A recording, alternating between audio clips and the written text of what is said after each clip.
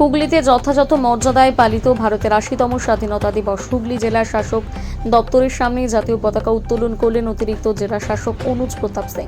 জেলা পুলিশের পক্ষ থেকে গার্ড অফ অনার দেওয়া হয়। সাংস্কৃতিক অনুষ্ঠানে দেশাত্মবোধক গানে পালিত হয় স্বাধীনতা দিবস। আম্বেদকর মেধা পুরস্কার দেওয়া হয় ছাত্রছাত্রীদের।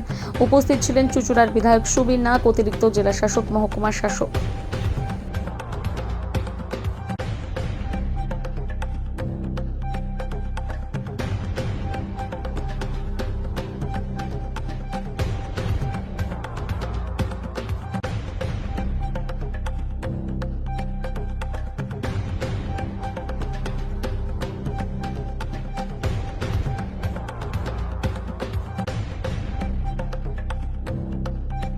আশিতম স্বাধীনতা দিবস, আপনি স্বাধীনতা দিবসের পক্ষে কি বার্তা দেবেন সকলকেই? দেশের সম্প্রীতি এবং সব থেকে বড় যেটা যে আমাদের দেশের অখণ্ডতাকে রক্ষা করতে হবে। আজকে বিভিন্নভাবে আমরা দেখতে পাচ্ছি নানা সময় দেশের এক একটা বিভিন্ন সংগঠন তারা দেশকে টুকরো করবার জন্য স্লোগান দিচ্ছে, তারা কাশ্মীরের আজাদি মাংছে, কিন্তু এটা ভারতবর্ষে থেকে হতে পারে না। একটা রাষ্ট্রবাদী সরকার চলছে এবং আমরা ভারতবর্ষের অখণ্ডতায় বিশ্বাসী। ভারতবর্ষকে আর খণ্ডিত করা যাবে না।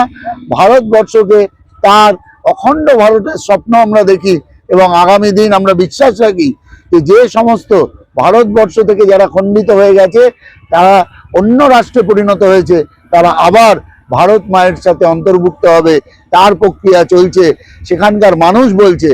আর আগামী দিন আমরা সেই অখণ্ড ভারতকেই একদম দেখতে পাবো, এটাই আমাদের বিশ্বাস। না, এটা বিশেষ কিছু বিষয় নয়। ডিএম সাহেব খুব জ্বর, উনি জ্বরে আক্রান্ত, উনি আজকে আসতে পারেননি। উনি তুলবেন এটাই ঠিক ছিল এবং তার জন্য এত বড় আয়োজন করা হয়েছে।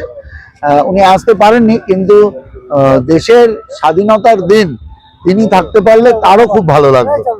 আর আগামী দিন হয়তো এবছরটা তিনি অসুস্থ আছে, পরের বছর অবশ্যই এই অনুষ্ঠান তার পতাকা উত্তোলনের মাধ্যমে সম্পন্ন হবে।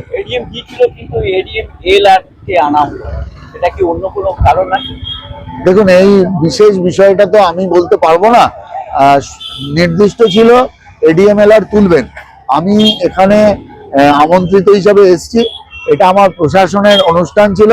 এখানকার অ্যাডমিনিস্ট্রেশন যা সিদ্ধান্ত নিয়েছে এবং অত্যন্ত সুন্দরভাবে এই প্রোগ্রাম আয়োজন করেছে, সফলতার সাথে আজকে ৮০তম স্বাধীনতা দিবস মর্যাদার সাথে আমরা পালন করলাম এবং আগামী দিনও ঠিক এইভাবেই পালিত হবে।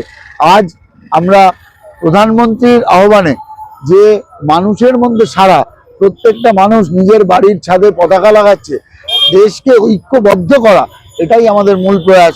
আর তা অনেকাংশে আজকে আমাদের চোখে পড়ছে।